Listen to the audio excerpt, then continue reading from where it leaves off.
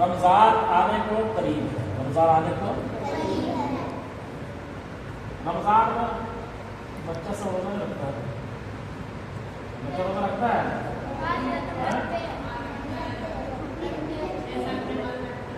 دیکھو بچہ پر فرض نہیں ہے، بچہ پر فرض نہیں ہے، روزہ بچہ پر فرض نہیں ہے، لیکن کوئی بچہ اگر روزہ رکھ لے تو بہت بڑا ثواب کا کام ہے، بہت بڑا۔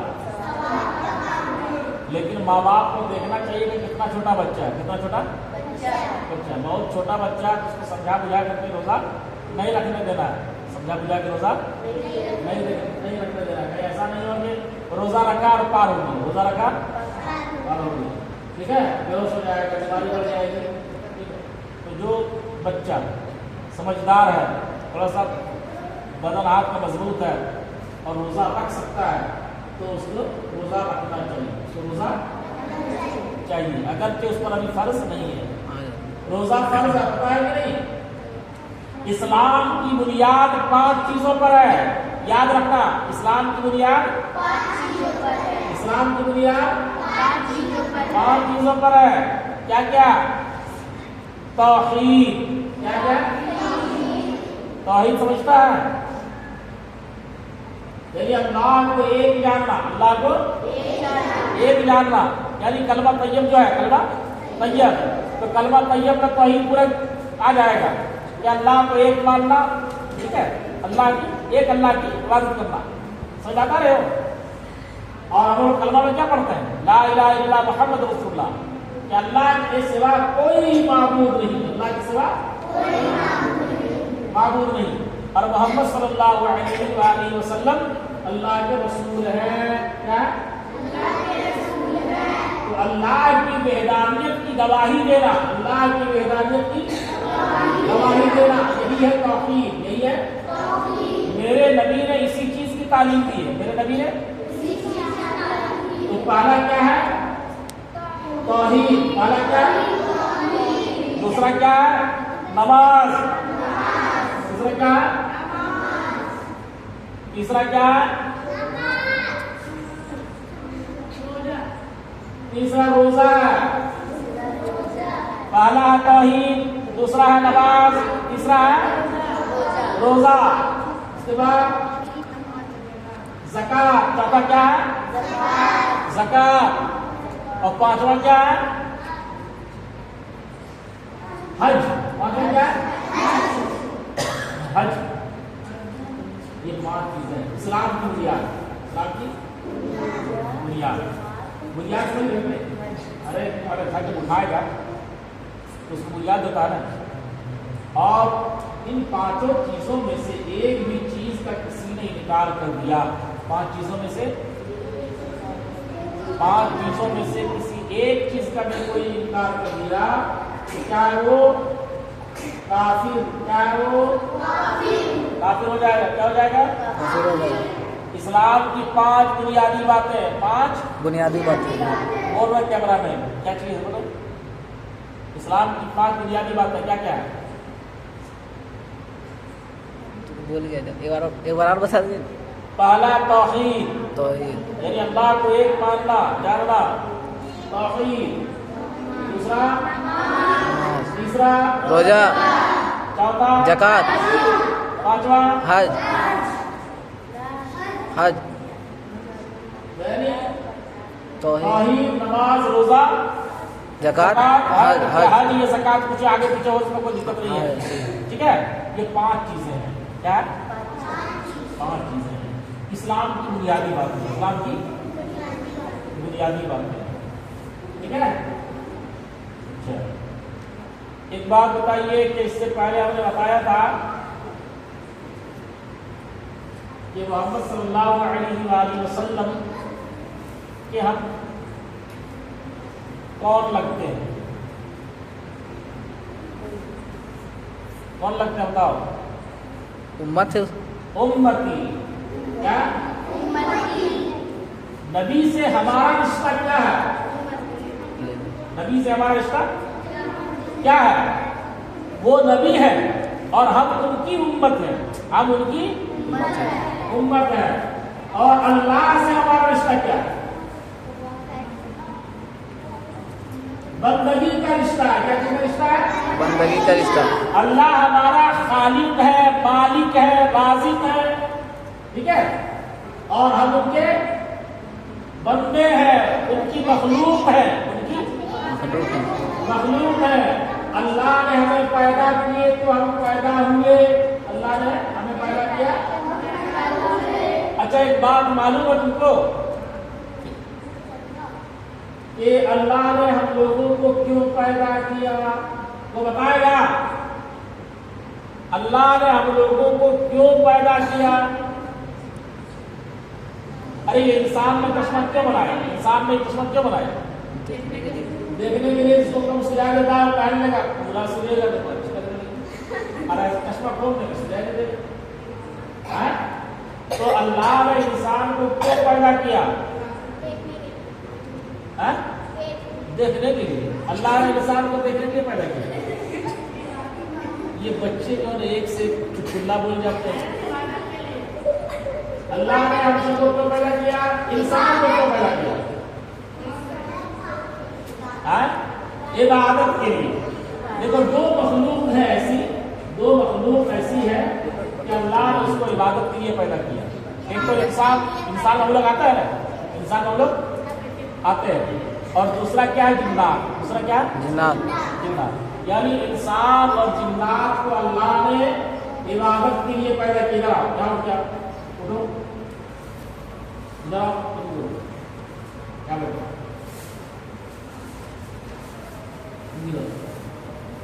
ایک لگا لیا برا کی طرح. اللہ نے عبادت کے لیے کس کو پیدا کیا؟ انسان اور جنات. انسان کو اور جنات. ٹھیک ہے. تو ہم لوگ یہاں پر آئے ہیں تو دیکھتے ہیں کوئی کوئلہ بیچ رہا ہے، کوئی ٹیمپو چلا رہے ہیں. یہ بات کیسے؟ ارے بات نہیں ہے. یہ بات کیسے کرتے ہیں؟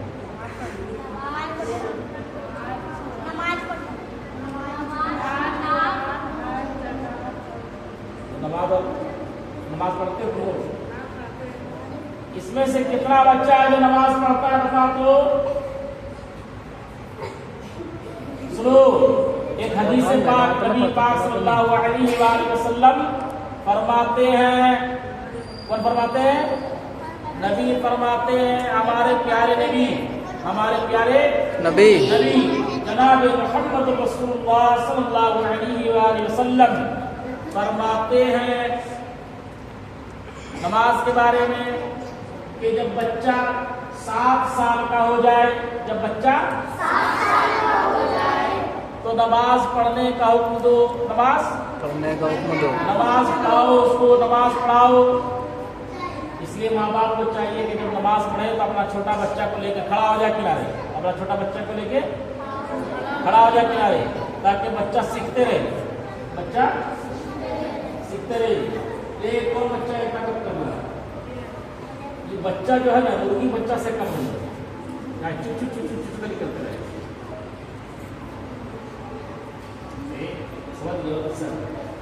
کیا بولے آپ؟ کیا بولے؟ کیا بول رہے تھے؟ بول کیا رہے تھے؟ اس میں کیا سوال کیا؟ نماز 7 سال نبی پاک صلی اللہ علیہ وسلم کی حدیث پاک. ہاں جی. 7 سال میں بچہ کو نماز پڑھاؤ.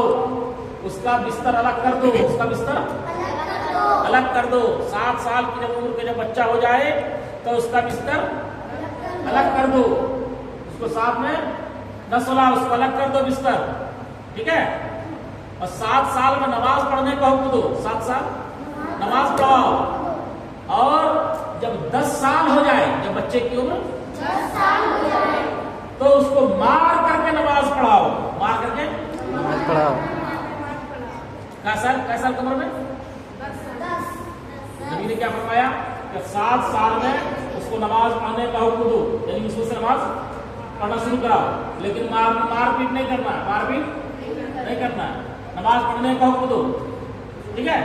اور جب 10 سال ہو جائے تو اس کو مارو. چھڑی سے مارنا پڑے تو اپنے بچے کو مارو کس کام کے لیے؟ نماز پڑھنے کے لیے. نماز کے لیے.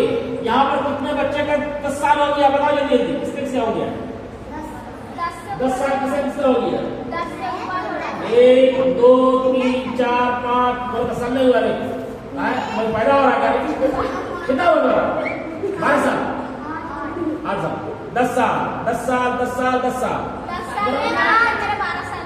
12 خوشی ہو گیا نا تو 2 سال 1 منٹ تم کو 10ویں سال سے نماز پڑھنا چاہیے تو 2 سال سے نماز پڑھ رہی ہے 2 سال سے نماز پڑھ رہی ہے کوئی نماز نہ پڑھتا ہے کوئی نماز نہ پڑھتی ہے کوئی نہیں نہ توبہ توبہ منگنا ہے پڑھتے حضرت. یہ ایک بہت غلط بات ہے. جب تم لوگوں کو معلوم ہو چکا کہ ہم لوگوں کو اللہ نے کیوں پیدا کیا ہے اللہ نے ہم لوگوں کو پیدا کیا ہے عبادت کرنے کے لیے.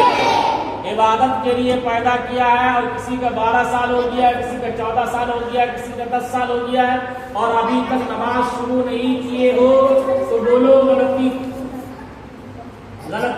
کر رہے ہو کہ نہیں. کون نماز شروع کرے گا بتاؤ جلدی. 10 سال جس کا ہو گیا ہے اس کو نماز پڑھنی چاہیے. پورا 7 سال ہوا ہے تم مان لو کہ 7 سال سے نبی نے کیا فرمایا کہ 7 سال جب ہو جائے نماز پڑھنے کو دو نماز شروع کر دو. نماز شروع کر دو. کل سے نہیں ابھی سے شروع کر دو. عشاء سے نماز شروع کرے گی. ہاں گھر جائے گی تو وضو بنا کر کے نماز پڑھے گی عشاء کی. ٹھیک ہے. اور نماز کی دعا وغیرہ تو یاد کر لیو. نماز کی دعا سے یاد کر لیو.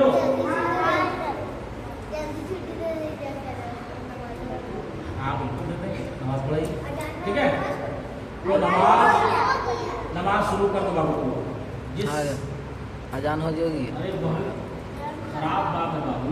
دیکھو نبی نے فرمایا کہ مسلمان اور کافروں کے درمیان میں جو فرق ہے کیا ہے فرق ہے تو نماز جو ہے نا نماز یہ فرق کرنے والا ہے. نماز یہ فرق کرنے والا ہے.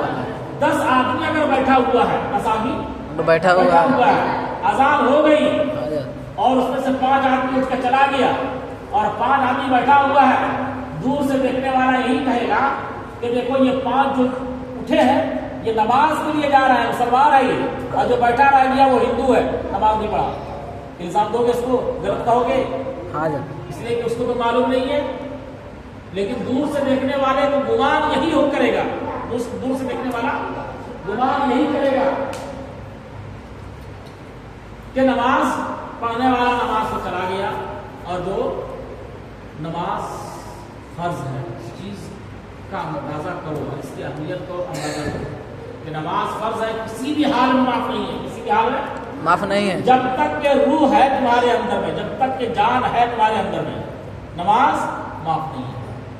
اگر تم اٹھ نہیں پا رہا ہے تو بیٹھے بیٹھے نماز پڑھو. اگر تم بیٹھ بھی نہیں پا رہا تو ستل ستل نماز پڑھو. سو کر کے نماز پڑھو.